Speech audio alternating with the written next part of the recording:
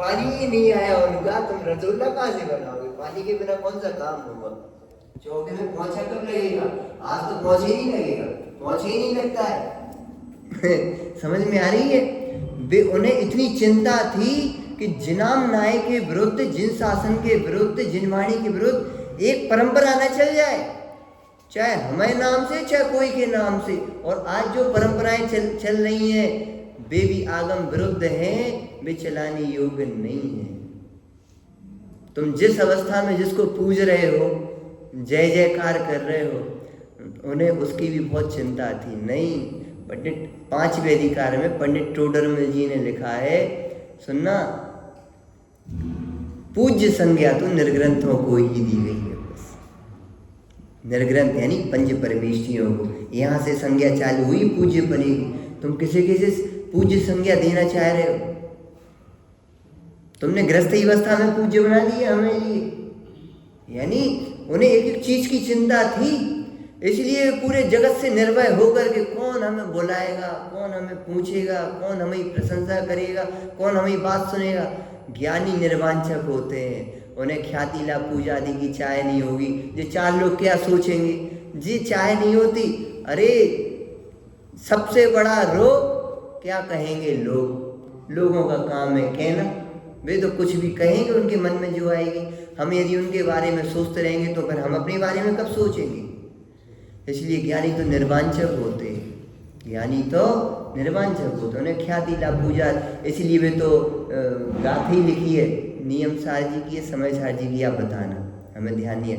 ज्यों निधि पाकर निज वतन में गुप्त रह जन भोगते, त्यों ज्ञानी जन भी ज्ञानी निधि पर संग तज के भोगते। कहे की याद है? नियम सारे, हमें याद नहीं था कौन से ग्रंथ की। ज्ञानी तो अपनी निधि को अपने अंदर में भोगते हैं, पर संग तज के भोगते हैं।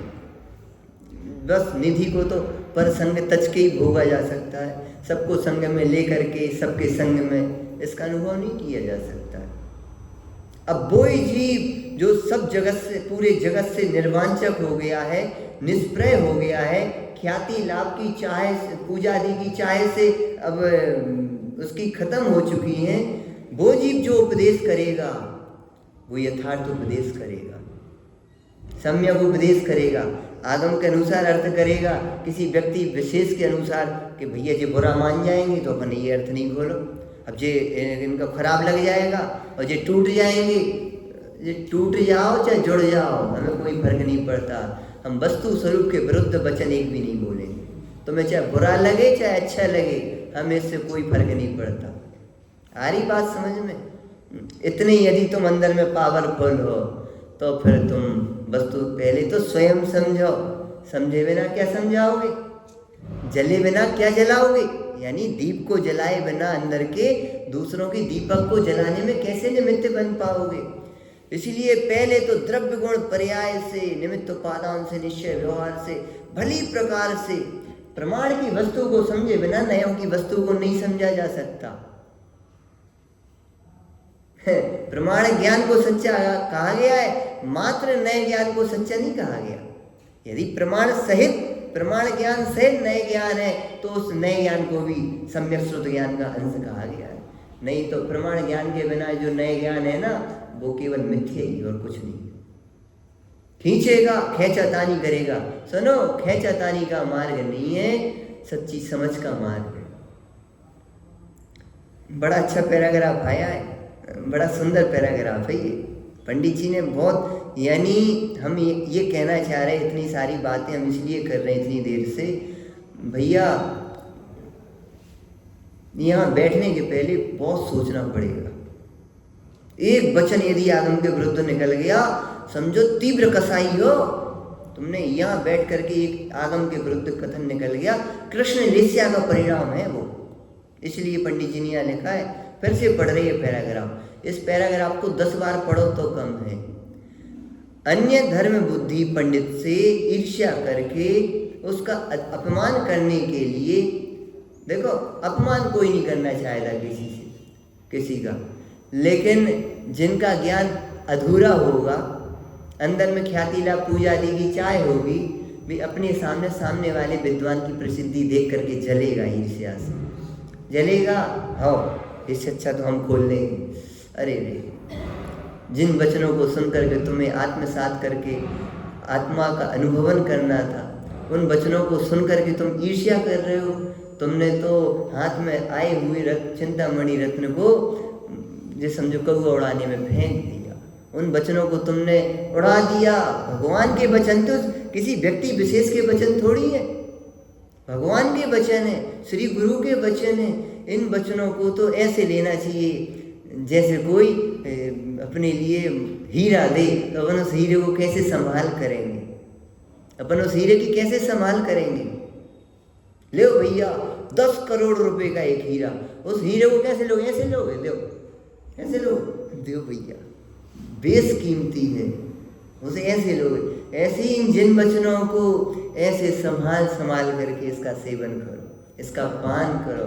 जो इन जिन वचनों को ऐसे श्रवण करता है वो उसका पान करने में पात्र बन पाता है, उसका पान कर पाता है। हल्के फुल्के भाव वाले सामान्य रीति से सुनने वालों की जिनवाणी प्रवेश नहीं होती है।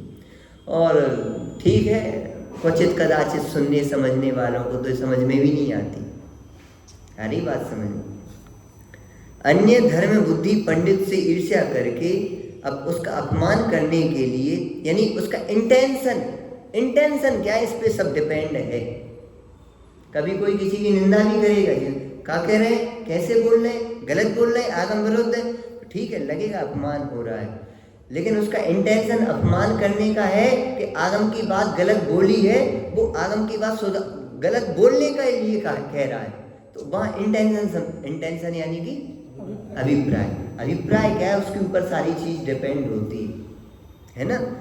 अन्य धर्म बुद्धि पंडित से ईर्ष्या करके उसका अपमान करने के लिए या अपना मान पोषने के लिए, आगे ना बात, अपना मान पोषने के लिए या लोभादि के लिए शास्त्र का अन्यथा अर्थ करना, झूठा उपदेश देना, मिथ्या खोटे शास्त्र बनाना, अन्यकृत शास्त्र में अपना अभिप्राय पोषना, श्लोक काव्यादि मिला देना इत्यादि कार्य करके भव में जीवों का घात करना, अपना घात करना, अपने पर के पंच पापों की संतति खड़ी करना, वह भी महापाप का मूल अनंतानुबंधी की कृष्ण लेस्या जानना। कृष्ण लेस्या के ये जिनवाणी से जुड़े हुए, यानी जो यहाँ बैठे हैं इन लोगों से जुड़े हुए ये सारे कथन यहाँ पर लिखे गए। इसलिए हमेशा जीवन में ये विचार रखना कि हमारे द्वारा ऐसा कोई कार्य ना हो जाए, ऐसा कोई वचन ना निकल जाए जिससे धर्म की अन्यथा परंपरा चल पड़े। भैया एक ही शब्द तो निकला था और एक धर्म की महा अनर्थकारी परंपरा चल पड़ी। कौन सा? बस, जिसका अर्थ वहां पर धान्य निकलना था 3 साल पुरानी, और वहां उसने अर्थ अज यानी बकरा कर दिया। सोचो कितनी बड़ी महा अनर्थकारी परंपरा चल पड़ी, आज तक कट रहे बेचारे वो संगी पंचेंद्री जी। तो उसकी प्रॉफिट भी तो उसको मिल रही है। एक झूठ का फल 7 महीने रख क्या होता है। हम तो एक दिन में 200 झूठ बोलते दुकान पे, बोलते कि नहीं बोलते, बोलना पड़ता है। लेकिन भैया वो तुम जीवन भर हर दिन 1000 झूठ बोलोगे तो भी 7 महीने रख नहीं जा पाओगे। और उसने एक झूठ बोला 7 महीने रख चला गया। आखिर कारण क्या था? कारण क्या था? तुम्हें ये झूठ बोलने से कोई परंपराएं नहीं चल रही है, कोई धर्म नहीं चल रहा है, कोई जीवों की हिंसा नहीं हो रही है, कोई लोगों में परिवर्तन नहीं आ रहा है। लेकिन उसके एक झूठ बोलने से उसका एक झूठ यानी कि वो कानून बन गया था। उसके वचन उस समय पूरे जगत में प्रमाण माने जाते थे। तो उसके एक वचन सुनकर के राजा बसु ने कहा है सत्यवादी, अब उसके वचन तो कभी झूठ होते ही नहीं। तो बस उसने अज यानी बकरा कर दिया, तो आज भी उन जीवों की हिंसा हो रही। समझ में आई? उसका फल है 7 में नरक जाना, ना कि एक झूठ बोल देने का फल नरक जाना है। वहाँ अभिप्राय देखना होगा, शब्दों को देखोगे तो नहीं समझ पाओगे। एक झूठ कर दे 7 में नरक कैसे हो गया। तो यहाँ यही अपने लिए अर्थ करना है, शास्त्र का अन्यथा अर्थ करना। आचार्य देव कहीं किसी अभिप्राय से कह रहे और हम उसमें कोई अभिप्राय खोल रहे, भैया अर्थ का अनर्थ हो रहा है। अब मालूम हम अर्थ का अनर्थ कर रहे हैं और उसके बाद भी कोई बता रहा भैया यहाँ ये अर्थ नहीं है, ऐसा अर्थ है, और उसको नहीं मान रहे। हमें बुंदेलखंडी भाषा में कहते हैं दौंद रहे, यानी अपनी बात का पोषण कर रहे उसके बाद भी। तुमने ये देखो, जब भी जगत में ये नियम बनाना हमेशा बच्चों के लिए विशेष, क्या कभी भी हमारे लिए कोई टोक रहा है तो ये समझना कि जरूर हमें कोई गड़बड़ है। ये नहीं सोचना कि हमें बस ये पीछे ही पड़े रहते, हमें टोकते ही रहते हैं हर बात पे। और जो बड़े बड़े भी बच्चे हो गए हैं 50-50 साल के भी, तो उनके लिए अपने 75 साल के दादा पिताजी भी टोकेंगे। तो अब हम इतने बड़े हो, तुम हमें अभी भी टोक रहे हो। भैया ये नियम है पूरे विश्व का, प्रगति का। तभी टोका जाता है जब कुछ गलती होती है। अब तुम उस गलती को नहीं समझ पा रहे हो, नहीं पकड़ पा रहे हो, ये तुम्हें गलती है, और सामने वाले को दोष दे रहे हो, हमें टोकते ही रहते हो, हमें पीछे ही पड़े रहते हो। बात समझ में आ रही नहीं आ रही है? ये बहुत काम की बात है। लेकिन मोह उदय जिए के वृथा आन कल्पना होए। तो जब भी कोई भी किसी को टोकता है तो मालूम उसे कैसा लगता है, बस हमें टोकते रहते, हमें टोकते रहते, हमें पीछे पड़े, उसे बुरा लगता है। और वो बुरा लगना उसके लिए निगोद ले जाने वाला है, और अच्छा लगना उसे मोक्ष ले जाने वाला है। कोई ने टोक दिया नहीं, आप जहर पी रहे थे, खीर में जहर मिला हुआ था और आप वो पी रहे थे, और कोई ने कहा भैया इसमें जहर मिला मत पियो, तो बोलो खराब किया कि अच्छा किया? तुम हमें पीछे खान भी नहीं दे रहे, मैं शांति से टोकते ही रहते हो बात बात में। अब बोलो कैसा लगेगा? टोकते ही रहते हो, हमें शांति से खीर तो पी लेने दो। अरे खीर पी लोगे तो मर जाओगे, मौत है वो, खीर नहीं है, जहर है। अब जैसे वो अपना दोस्त जहर के समान नजर आएगा तो वो सामने वाला व्यक्ति भगवान के समान नजर आएगा। इनने हमें उस दोस्त से बचा लिया। और यदि हमें वो खीर दिखाई देगी, उसमें जहर पड़ा है वो दिखाई नहीं देगी, तो समझो वो सामने वाला हमें किलविश नजर आएगा, राक्षस नजर आएगा।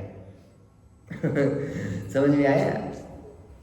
हर माता पिता बच्चों को टोकते, हर बच्चे को खराब लगता, हर गुरु शिष्य को टोकते और हर शिष्य को खराब लगता है।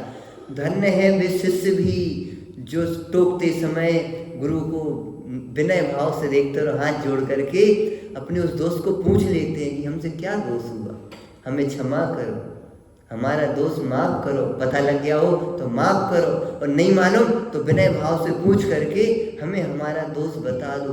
प्रत्येक मुनिराज आहार करने के बाद अपने श्री गुरु के चरणों में जाते हैं और प्रायश्चित करते हैं। कौन सा दोष किया? अरे आहार करनी तो दोष है, चलना ही तो दोष है, और उसका आहार का विकल्प ही तो दोष है।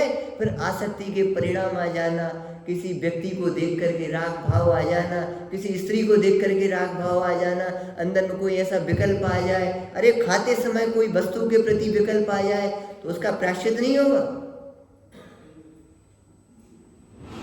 कि आचार्य श्री आज हमें मन मुताबिक आज रसगुल्ले मिल गए थे, तो हमें अंदर में यद्यपि हमने अपनी आसक्ति को रोका, हमने कंट्रोल किया, हमने खाई नहीं फिर उनको, लेकिन वो परिणाम तो आया ना। हमें उस एक समय के आने वाले उस परिणाम विकल्प को भी मिटाना है।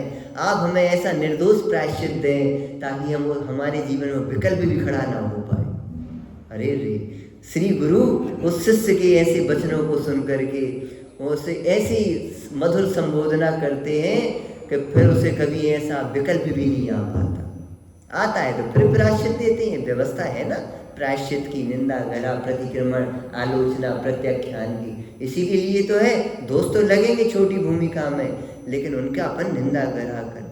आज मेरे स्वाध्याय के माध्यम से मेरे से एक शब्द गलत निकल गया जिनवाणी के विरुद्ध या अभिप्राय के विरुद्ध, इसके लिए हम बहुत क्षमा याचना चाहते हैं। भैया बहुत ताकत चाहिए अपना दोष स्वीकार करने में। क्या कहें, दोष को स्वीकार करना सरलता है, छिपाना कायरता है और मिटाना वीरता है। मिटाना वीरता है। क्या 3 बिंदु बोल दिए। दोष को स्वीकार करना सरलता है, दोष को छिपाना कायरता है और दोष को मिटाना वीरता है। ये वीरता है। अपन दोष को मिटाएं। दोष कब मिटेगा कि जब स्वीकार होगा। जब स्वीकार ही नहीं होगा तो मिटेगा कैसे। आइए आगे चलते हैं थोड़ी सी। इसलिए हमने तो जो विनय सीखी है पूजनीय पंडित साहब के पास, उससे तो 24 घंटे ये भय रहती हमें जीवन से कोई ऐसा कार्य ना हो जाए जो जिनवाणी के विरुद्ध हो और फिर किसी कोई व्यक्ति ये कह दे, हाँ जी पंडित जी के शिष्य, जे बड़े त्यागी, जे बड़े जैनी। ऐसे जैनी होते और ऐसे त्यागी होते। यदि किसी के मन में हमें कार्यों को, वचनों को और विचारों को देख करके ऐसा विकल्प भी आ गया तो हमारे सारे स्वाध्याय क्या कहें, सब पानी में चला गया, सब बेकार है। यदि हमारे जीवन से एक कार्य हो गया, एक वचन निकल गया, एक ऐसा कोई क्रिया हो गई, इसलिए मन वचन काय अपने आगम के अनुसार होने चाहिए। विचार भी आगम के अनुसार, वचन भी आगम के अनुसार, अपनी क्रियाएं भी आगम के अनुसार। लेकिन आज हो क्या रहा है, अपने विचार भी चाहे जो हो रहे हैं, चाहे जो सोच रहे हैं मन मुताबिक, वचन भी चाहे जो बोल रहे हैं आगम के विरुद्ध, हमें मालूम ही नहीं हम क्या बोल रहे हैं दिन भर, और क्रियाएं भी चाहे अपन मन मुताबिक हो रही। अब देखो अपनी तो भूमिका अलग है, हम तो रात में खा लेते हैं, अब हम तो थोड़ी बहुत तो अवश्य खा लेते हैं। अब हमारा तो इतना चलता है, तुम हमारा तो इतना चलता है, हम तो रात में रोटी तो नहीं खाते लेकिन थोड़ी सी राजगिर की पट्टी ले लेते हैं, तिली की पट्टी ले लेते, थोड़ी नहीं मूंगफली की पट्टी ले लेते, कुछ नहीं थोड़े से पेठा ले लेते, अरे यार थोड़ा सा दूध ले लेते। तुमने एक फलाहार के नाम पे कितना आडंबर फैला दियो, सब खा रहे हो पूरे मन मुताबिक और कह रहे हो हम रात में नहीं खाते, नौटंकी कर रहे हो। समझ में आ रही। एक इतनी सी उंगली अपन सहारा दे दो तो पूरा ऐसा पकड़ता है कि क्या बताए। उनने कही भैया छोटा सा बच्चा है, अब वो कैसे उसकी बात बनेगी, उसको तो भूख लगता है, दूध जल्दी पच जाता है, उसे भूख लगेगी तो उसके लिए बात कही थी, इनने अपने ऊपर लागू कर ली। अब अपन तो जैनी, अपन कौन सी भूमिका, अपन थोड़ी महाराज है कि त्यागी है, हम तो खाते हैं और अपना तो चलता है। जो चलाने के नाम पे ना जाने कितनी शिथिलता है और कितनी पाप पोषण करता रहता है और अपने को धर्मात्मा मानता रहता है। हम तो जैनी है, डेली सुबह से प्रक्षाल करने जाते हैं। यहाँ तो ये व्यवस्था ही नहीं चलती, हमें तो मालूम नहीं। खैर हमें सागर में तो डिब्बियों में अपने गंदोदक भर के ले जाते हैं और अपनी दुकान पे माल पे छिड़कते हैं, जो माल बिक नहीं रहा है वहीं छिड़कते हैं खंडों में, हे भगवान जल्दी निकले साफ हो। वो अगरबत्ती का धुआं भी कहाँ लगाएंगे, उन खंडों में अंदर, जल्दी खिसको, जो पुराना माल लाट का माल है। आई बात समझ में। ऐसी परंपराएं, नींबू टांगेंगे, फिर मिर्ची टांगेंगे, एक आध दिन हम सोच रहे झींगे टंग जाए वहाँ पे, है क्या यहाँ। हमें नहीं मालूम, आजकल के समय में तो बहुत कम हो गई है, हमने पुराने समय में देखी। अगरबत्ती लगाएंगे और अगरबत्ती के साथ ये भी गोल गोल घूमेंगे। समझ में आ रही। जो सारी परंपराएं ग्रहित मिथ्यात्व की पोषण कर करके यह जीव अपने को धर्मात्मा मानता रहता है। कोई क्रिया करके धर्मात्मा मानता, कोई शास्त्र पढ़ के धर्मात्मा मानता रहता है। अलग अलग विधाएं धर्मात्मा बनेगी, लेकिन ये धर्मात्मा नहीं है। धर्मात्मा के नाम पे हम शब्द नहीं बोल रहे, खराब शब्द होता है ना। क्या कह रहे हैं आप भैया, बहुत बड़ा पैराग्राफ है ये, बहुत बड़ा पैराग्राफ है। इसकी जितनी चर्चा की जाए आज की वर्तमान परिस्थिति के परिप्रेक्ष्य में उतनी कम है। आज बहुत, क्यों, किसी के सिर माथे तो कोई है नहीं, सिर माथे तो कोई है नहीं कि कोई ज्ञानी गुरु हों और वे कुछ गलत करें तो अपन वे टोक दें। हमने तो ये, चलो भाग्य से हमें पंडित जी मिल गए तो एक दिन में 50 बार डांट पड़ती थी, 50 बार, और 24 घंटा जोड़ो तो 200 बार डांट पड़ेगी। जब ऊंट पहाड़ के नीचे आता है तब पता लगता है कितने दोष। हमें तो लगता है हम एक ही काम दोष नहीं करते। कोई बताओ, अच्छा यहाँ बच्चों से लेके बड़ों तक 10 साल से लेके 100 साल तक सब बैठे हैं ना। तो बताओ आज सुबह से अभी तक आपने कितने पाप किए? अभी सुबह से लेके अभी तक कितने पाप किए? मनोज भैया बताओ, आप भी बताओ, आप पंडित जी। जी उत्तर नहीं चाहिए, हमारा थोड़ा थोक का व्यापार है। 2 5 10 पाप गिनाओ तो सही, 2 5 10 पाप गिनाओ तो सही कि पाप ही पाप किए। तो एक काम पाप ही पाप किए तो गिनाओ 100 पाप। आरंभ हिंसा की है। अरे पढ़ गए शास्त्री। आरंभ हिंसा, आरंभ हिंसा इतनी सी चीज है पूरे दिन भर। अरे आरंभ तो होगा इस भूमिका में, देखो मुनि तो हो नहीं, मुनि के पहले आरंभ है, और जब आरंभ छूट जाता है तो जीव मुनिराज बन जाता है। लेकिन आरंभ में आपकी भूमिका में आपने जो एक बुद्धिपूर्वक जो पाप कहे जाते हैं स्थूल रूप से, अभी उनकी बात कर रहे हैं जो परिणति में अनंतानुबंधी धारा चल रही है और सूक्ष्म है, अबुद्धिपूर्वक चल रहे हैं, बुद्धिपूर्वक भी हो रहे हैं। हम तो बुद्धिपूर्वक होने वाले जो पाप हैं जगत के लोग जिसे कहते हैं उनकी बात कर रहे हैं। अभी हम वो अंदर के सूक्ष्म सूक्ष्म बातें नहीं कर रहे। अरे समझ देख के चले दिन में एक एक कदम देख देख के रखा है अपन ने, सावधानी पूर्वक चले। सीढ़ियाँ सब लोग देख के आए, नहीं आए? नहीं आए। और सीढ़ियाँ कितनी चल रही मालूम है आपको? आज बहुत सीढ़ियाँ हैं जीने पर, और ये कितने जन सीढ़ियाँ देख कर के हाथ ऊपर करो। शाबाश, सब धर्मात्मा मुमुक्षु है ना, मुमुक्षुओं को देखने का अधिकार थोड़ी होता है, वे तो सीधे मोक्ष जाते। सही सही कह रहे हैं, हमने तो एक उदाहरण दिया है, चीटियाँ ईटियाँ नहीं है, हम देख के आए। हमें उदाहरण ऐसे ही होंगे जीवन से जुड़े हुए। सुबह भी एक उदाहरण दिया था, लेकिन हम कहना ये चाह रहे हैं आपसे, जीव मुनिराजों का नियम है देख करके चलना, एरिया समिति पूर्वक, भाषा समिति पूर्वक बोलना। सुबह से कितनी भाषा समिति पूर्वक बोले सभी लोग। आज ये कहाँ तुम क्रियाकांड की चरणानियों की बातें लेके बैठ गए? अरे तो भैया तुम धर्म कहोगे किसे? ये तो बताओ, तुम धर्म कहोगे किसे? अरे तुम्हें जीवन में इतनी कोमलता आएगी, इतनी पवित्रता आएगी, तभी तो तुम्हें वो पवित्र वस्तु पात्र जीव को ही तो प्रकट होगी कि अपात्र को प्रकट हो जाएगी। क्या कह रहे? कुछ समझ में आ रही बात? नहीं आ रही? तुम तो सीधा अनुभव कराओ, ऐसे अनुभव नहीं होता, जाओ घरे में, ऐसे अनुभव नहीं होता फ्री में अपने आप। बहुत पात्रता चाहिए अनुभव करने की। परिणाम संभालोगे जब तो अभिप्राय संभलेगा, कि परिणाम संभाले बिना अभिप्राय संभल जाएगा। परिणाम उल्टे चल रहे चाहे जो, और अभिप्राय हमारा सम्यक है। हमारा भाव नहीं है रात्रि में खाने का, वो तो अब इनने कह दिया तो खा लिया। अरे तुम्हें भाव बढ़िया पवित्र है, भाव नहीं है लेकिन अब इनने कह दिया तो हमारा अभिप्राय थोड़ी था। अरे जी सब पोषने वाली बातें हैं, अपने पक्ष का पोषण करने वाली, पापों का पोषण करने वाली बातें। पोषण नहीं करना चाहिए, नहीं कर पाए अच्छा काम, नहीं बोल पाए अच्छे से, कोई अच्छी पवित्र कार्य क्रिया नहीं कर पाए, पवित्रता से जीवन नहीं जी पा रहे, तो भी कोई टोक रहा है, हाँ भैया आप सही कह रहे हो, परंतु अब हम ऐसा बनने का प्रयास करेंगे। हमें बहुत कमजोरी है, हमें जीवन में बहुत कमी है, इस कमी कैसे मिटाए? जिनवाणी से हम तो डेली यही विनय भावना रखते हैं, यही भावना भाते हैं जिनवाणी के सामने, भगवान के सामने, ये 2 समय मिट जाए, लेकिन हम मिटाने में समर्थ नहीं हो पा रहे। हे भगवान हमें ऐसी शक्ति दो। जी भावना की शैली है, जो कर्तव्य प्रधान शैली नहीं है। हमने जो एक बाहर में शैली चल चुकी है, कैसी शैली? इस भक्ति में जी भगवान मेरी नैया। अब जी भजन पढ़ना चाहिए नहीं पढ़ना चाहिए? पढ़ना चाहिए। बोलो बाबूजी, जी वाले भजन लोग हैं, तुम ही तारणनाथ, खेवटिया तुम हो प्रभु, और मेरी नाव लगा दो पार। ये भजन पढ़ना चाहिए कि नहीं पढ़ना चाहिए विकास भैया? बोलो क्या नाम है भैया?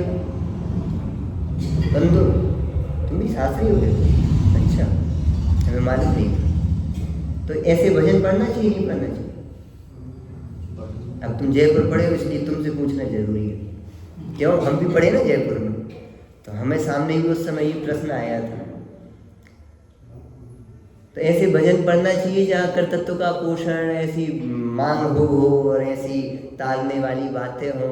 तो भगवान के सामने, जिनवाणी के सामने ऐसी बोलनी चाहिए कि नहीं बोलनी चाहिए, पहले सबसे पूछ रहे हो। बोलनी चाहिए, बोलनी चाहिए ऐसी बात। तुम्हारा क्या अंदर में भाव चल रहा है तंदुल भाई?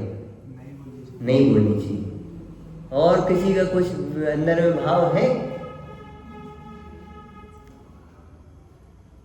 हाँ, कोई बोल नहीं पा रहा अभी, सब विषय में असमंजस है।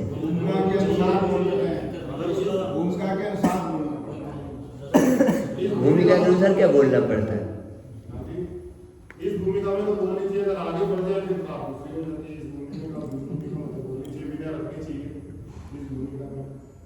सुनो, विषय यदि अधूरा हो तो उसको पूरा समझना चाहिए। सही बात। सुनो, भक्तियों की भी शैलियाँ होती हैं, भक्तियों की शैलियाँ होती हैं। भगवान की भक्ति में एक भक्त खड़ा है, उनके गुणों का गुणानुवाद कर रहा है, तो गुणानुवाद ही नहीं किया जाता है। भगवान के सामने अपने दोष भी बताए जाते हैं, प्रकट किए जाते हैं। भगवान के सामने उनके गुणों का गुणानुवाद भी किया जाता है। और भगवान के सामने सुनो, तीसरी चीज कौन सी थी? 3 बिंदु हैं। पहले तो अपने दोष प्रकट करना, यानी और अपनी लघुता भी रखना उनके सामने।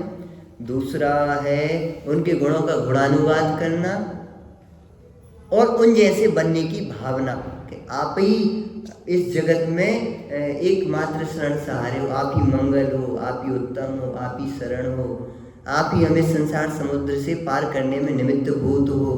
अपने उनकी स्तुति है ना, सकल के एक तरफी, उसमें लाइन है, तुम ही निमित्त कारण इलाज। अब इनने थोड़ी शास्त्रीय भाषा लिख दी संभाल करके, तो लोगों को खराब नहीं लग रही, इसमें कर्तृत्व की गंध नहीं आ रही। लेकिन इस लाइन में कुछ कवियों ने ऐसे बिल्कुल सीधी भाषा का प्रयोग किया। क्यों? सब पढ़े लिखे थोड़ी होते हैं, सब पढ़े लिखे नहीं होते। अब लेकिन भक्ति होती है और वो कला उनके जीवन में आ जाती है, सो वे भक्तियाँ बनाने लगते हैं। ऐसा होता है ना कि भैया कोई ने MBA नहीं करी फिर भी करोड़ों और अरबों का व्यापार कर रहा है, कि MBA वाले तो 50,000 की नौकरी कर रहे हैं और वो अनपढ़ व्यक्ति करोड़ों का व्यापार कर रहा है। MBA वाले उसके घर पे काम कर रहे हैं। समझ में आ रही क्या कहना चाह रहे हैं? ऐसे ही कुछ कवि अनपढ़ भाषा शैली वाले होते हैं और उन्हें बहुत ज्ञान नहीं भी होता है, लेकिन एक भक्त भगवान के सामने कैसा विनय भाव प्रकट करेगा, तो वो ऐसे ही प्रकट करेगा। ये भक्ति की भावना है, भक्ति की शैली है। और शैली को यदि नहीं समझोगे और उसमें से तुम उन शब्दों का वैसे ही अर्थ ग्रहण कर लोगे तो तुम मिथ्यात्व खड़ा कर लोगे। हमारे दादा बोलते थे, जितनी जो कर्तृत्व प्रधान शैलियाँ हैं, भक्तियाँ हैं, सबको अलग करो। सुनिए, लाइन नहीं सुनिए, हम भी उन्हीं के शिष्य हैं। लेकिन पंडित साहब ने बहुत अच्छी बैलेंस की बात, वे हर चीज़ बैलेंस से बोलते थे पंडित साहब। देखो, सैकड़ों ज्ञानियों के, बुद्धदास जी के, दयानंद राय जी के, बुद्धजन जी के, तुम्हें ऐसे सैकड़ों भजन मिलेंगे जिनमें ऐसी चर्चा आएगी और खूब अध्यात्म भी मिलेगा, खूब ऐसी शैली, भक्ति की भावना की शैली भी मिलेगी। तो क्या करोगे? उस एक भक्ति में जो अध्यात्म की लाइन दी गई उसका पोषण कर लोगे और जे वाली लाइन को उड़ा दोगे। अरे भैया, भक्ति की ऐसी शैली होगी, खेवटिया तुम हो प्रभु, जय जय जय जय, राग सहित जग में रोल्यो, मिले सरागी देव, बीत राग बैठ्यो अबे, मैं तो राग कुटे, आप ही कुटे बैठ सकते हो। तो भगवान अपनी कुटे बैठेंगे नहीं बैठेंगे? अरे बेई बैठेंगे अर्थात बेई बैठने में निमित्त बनेंगे। एक बीतरागी ही दूसरे रागी को बीतरागी बनने में निमित्त हो सकता है, एक रागी बीतरागी बनाने में निमित्त नहीं हो सकता है। ये भक्ति की शैलियाँ हैं, बस हम उसका भाव, हम शैलियों को पढ़ना सीख जाएंगे ना। ऐसी प्रथमानियों की शैली है, चरणानियों की शैली है, करणानियों की शैली है, द्रव्यानियों की शैली है। जब तक हम इन अनियोग की शैली को नहीं समझेंगे तब तक हम जिनवाणी को पढ़ने नहीं सीख पाएंगे। हमने कहा जो सच्चे देवसास गुरु का श्रद्धा नहीं वो सम्यक दृष्टि है। अब तुम तो हमसे चढ़ाई कर दोगे, अब भी जिस शैली है चरणानी योग की। एक सियार ने मुनिराज से नियम ले लिया, प्रथमानी योग की कहानी है ना, रात्रि में पानी नहीं पिएंगे। एक भील ने मुनिराज से नियम ले लिया, हम कौए का मांस नहीं खाएंगे। एक चांडाल ने नियम ले लिया, हम अष्टमी चतुर्दशी के दिन फांसी नहीं लगाएंगे। समझो, एक छोटे छोटे से नियम ले लिया। और प्रथमानी योग में उसे श्रावक संज्ञा दे दी पंचम गुण स्थान की। श्रावक संज्ञा तो पंचम गुण स्थान में मिलती है। उस इतने से नियम वाले को श्रावक संज्ञा दे दी। जिकाय ये श्रावक है का तो पंचम गुण स्थान वर्ती हो गए। अरे जिनवाणी की शैलियों को पढ़ना सीखना होगा हमारे लिए। यदि ये शैलियाँ नहीं सीखेंगे तो हम जिनवाणी में सब जगह उल्टी सीधी बातें लिखी हैं। संशयवाद है, शायदवाद है, शायदवाद समझ में ही नहीं आ पाएगा। हम तो यही समझेंगे आत्मा का अनुभव सम्यक दर्शन है, तो ये मना कौन ने किया है। लेकिन ये भी सम्यक दर्शन, ये भी तो समझो। अभी तुम्हें अधूरी बुद्धि है, अधूरा ज्ञान है। हम उल्टा और सीधा नहीं कहेंगे।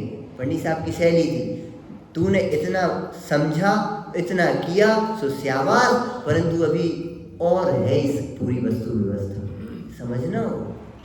ऐसे ही भगवान मेरी नैया भव पार लगा देना। आगे कौन सी लाइन है? आया है आगे भी निभा दे। तो वो भक्त भगवान के सामने खड़ी होकर के उनके गुणानुवाद करते हुए कह रहा, भगवान आपकी भक्ति के प्रताप से, आपके प्रताप से हम निगोद से निकल करके आपकी सन्मुख तक आ गए। जी आपकी भक्ति का प्रसाद है। भक्ति सुंदर रूपम, श्रावकाचार्य जी, आचार्य समुद्रभद्र स्वामी का श्लोक। तो उन्होंने कहा भक्ति सुंदर रूप, ये सुंदर रूप भी आपकी भक्ति का फल है। ये सब व्यवस्था मिली है, पुण्य है, ये सब आपकी भक्ति के कारण हो पाया है। इतनी विशुद्धि हमें परिणामों में ये बात समझ में आ रही है, गले उतर रही है, सब आपकी भक्ति गुणानुवाद का है, आपकी विनय का फल है। अब वो भक्ति ऐसे ही तो की जाएगी, कैसे की जाएगी व्यवहार में? अब नहीं, ये सब कर्तव्य है, भगवान तो बीतरागी है, भगवान थोड़ी करता है। तुम ज़्यादा पढ़ गए हो, थोड़ी कम पढ़ाई करनी थी, कुछ कह गए, तुम्हारी पढ़ाई ज़्यादा हो गई, थोड़ी कम पढ़ाई करनी थी। कहीं भी कोई ने कोई बात लिखी है, अपन को उसकी विवक्षा समझना चाहिए। और वो विवक्षा समझना कब कहलाएगा? जब हम उसको समझ करके समाधान तक पहुंच गए तो विवक्षा समझ में आई।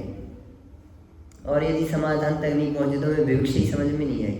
हमारी तो शैली है पूछने की, पूछते हैं ना आप लोगों से, तो हम एक प्रश्न पूछेंगे और हम 20 लोगों से उस प्रश्न को उत्तर लेते हैं, और 20 लोगों ने जो जो उत्तर दिए हैं और हम सबके उत्तर सही कहते हैं। तो क्या एक प्रश्न के 20 उत्तर हो सकते हैं? एक प्रश्न के 20 उत्तर हो सकते हैं? कि हाँ हो सकते हैं। वो किस विवक्षा से बोल रहा है बस ये समझ लो, उसकी विवक्षा समझनी होगी तो बात सही हो जाएगी। तुम विवक्षा नहीं समझ पाओगे तो एक सेकंड में तुमने जो सोच के रखा है बस वही सही है, बाकी जो सब बोल रहे हैं सबके गलत। ऐसा नहीं है। विवक्षा से सब समस्याओं का समाधान हो सकता है। इसलिए प्रमाण को समझते हुए नयों का पूरा यथार्थ ज्ञान होना चाहिए। जिनवाणी जावदिया वयणमया तावदिया छेवे हम तीर्णय वाला, सुनिए लाइन, कहाँ पे सुनी? नए चक्री में आई है ना, जावदिया वयणमया तावदिया छेवे हम तीर्णय वाला, कि जितने वचन विकल्प हैं उतने नए हैं। अब सुनो, उतने नए हैं तो सब वचन अलग अलग बोल रहे हैं, तो उनके अलग अलग नए होंगे ना, अलग अलग विवक्षाएं होंगी। आचार्य माले डबल लिख के क्यों गए? हजारों साल पहले क्यों लिख के गए? भैया जितने वचन हैं और जितने विकल्प हैं उतने नए हैं। बहुत बहुत सूक्ष्मता से जिनवाणी को पढ़ना सीखना होगा, तब इस पे बैठने के पात्र होंगे। आचार्य समुद्रभद्र स्वामी ने युक्तानुशासन जी में कहा है, युक्तानुशासन ग्रंथ है, क्या कहा है कि पहली बात तो इस काल में नयों के ज्ञाता ही बिरले होंगे, हाथों पे 2-4 नयों के ज्ञाता ही बिरले होंगे, बाकी तो सब खेचातानी वाले होंगे। और श्रोताओं के हृदय कलुषित होंगे। 2 शब्द लिखे, वो तो पूरा श्लोक है, शायद हमें कल मिल जाएगा, हमने देख के नहीं आए, कल मिल जाएगा तो हम आपको सुनाएंगे।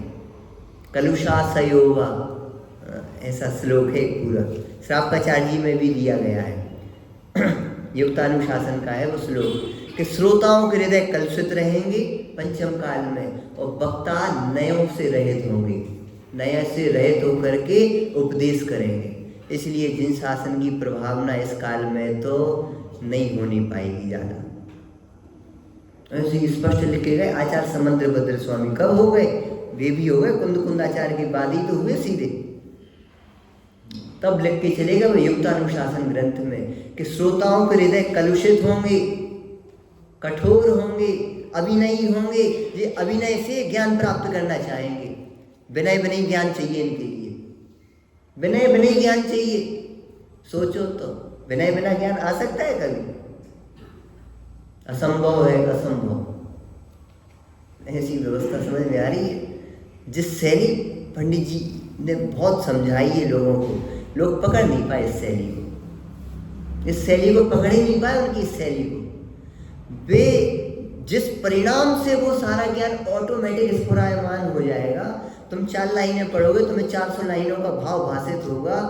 उन्होंने उस जगह से तुम्हें उठाया है, लेकिन लोगों को वो भाव समझ ही नहीं पाए जी क्या कह रहे। लोग तो यही समझ रहे ऊपरी ऊपरी स्थूल बातें कर रहे, ये विनय की, सदाचार की, इस चीज की बातें कर रहे। लोग उनके उस आशय को, अभिप्राय को पकड़ ही नहीं पाए। लोग ठगाए गए। एक महाज्ञानी टोडरमल जी जैसा पवित्र जीव, सूक्ष्म प्रतिभा का धारी अपने बीच में आया और अपन उनको समझ ही नहीं पाया, अपन ठगाए गए। चिंतामणि रत्न अपने हाथ से अपन ने खो दिया, उनसे कुछ ले नहीं पाए। सच्ची में हमने रहे हैं ना, और उनकी एक एक बात दिन भर बैठे रहते थे, सुनते रहते थे, तो सोचते रहते थे हमने इतने सारे ग्रंथ पढ़ लिए, लेकिन ये विचारधारा तो इनकी जितनी आती है, कहाँ कहाँ से निकल के आती है। पूरा जगत और पूरे पंडित ठगाए गए, पहचान ही नहीं पाए पंडित साहब को। सच्ची कह रहे भैया, हमें तो बुद्धि अब छोटे थे, ज़्यादा ज्ञान भी नहीं था, ज़्यादा विवेक भी नहीं था, हम भी उनसे ज़्यादा नहीं ले पाए। लेकिन आज जितना धीरे धीरे विनय के बल पे जितना ज्ञान बुद्धि खुलती जा रही है, उनकी महिमा ऑटोमेटिक बढ़ती जा रही है। पूरा जगत ठगाया गया, पहचान नहीं पाया पंडित साहब को। सच्ची बात है। आइए, शास्त्र का अन्यथा अर्थ करना भैया, देव गुरु धर्म श्रुत संग अवर्ण वादो, बोलो सूत्र पूरा करो। दर्शन मोह से कहाँ आया है सूत्र? तत्वार्थ सूत्र जी में आया। कौन से अध्याय में आया? 6ठे अध्याय में, 6वें अध्याय में आया। 8 कर्म के आश्रव आए, और उसके बाद दर्शन मोह का आश्रव कैसे होता है?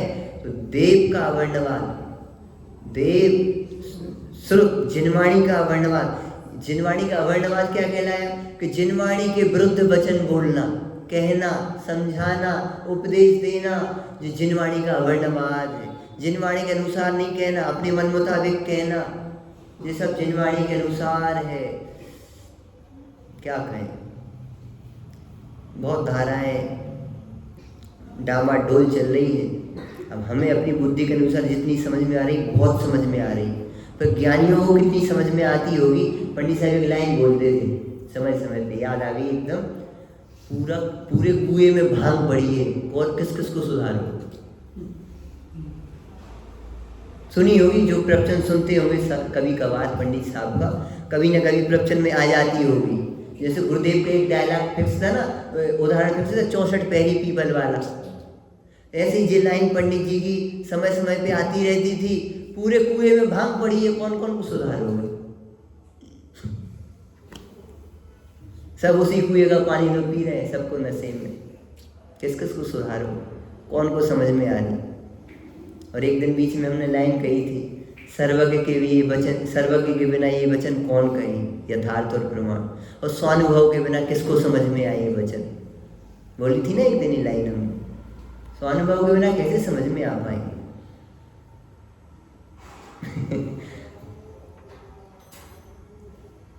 क्या करेंगे? पंडित जी, भगवान के समक्ष आध्यात्मिक पाठ पढ़ना, हाँ, उसको अलग अलग मान में गिनाया। किसने कहा?